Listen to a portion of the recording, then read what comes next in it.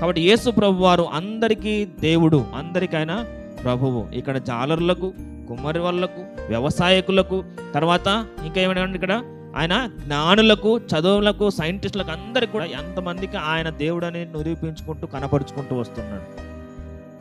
వాళ్ళ దగ్గరికి పోయారు, దూతలే వెళ్ళి చెప్పారు ఆయన పుట్టాడు, మీరు వెళ్ళండి. వాళ్ళందరూ వెళ్ళి ఆయన శ్రేష్టమైనటువంటి గొర్రెలను అక్కడ అర్పించి ఆయన ఆరాధించినట్టు మనం చూస్తూ ఉంటున్నాం.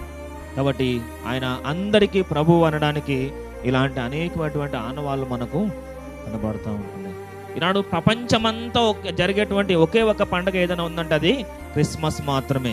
ప్రపంచం మొత్తం జరిగేటువంటి ఒకే ఒక పండుగ ఏదైనా ఉందంటే అది క్రిస్మస్ మాత్రమే. ఆయన అందరికీ ప్రభువు, యేసుక్రీస్తు వారు అందరికీ ప్రభువు, మనందరికీ ప్రభు. ఆయన రక్షకుడు, ఆయన లోక రక్షకుడు. అందుకే ప్రజలందరికీ కలగబోవు మహా సంతోషకరమైన శుభవర్తమానము.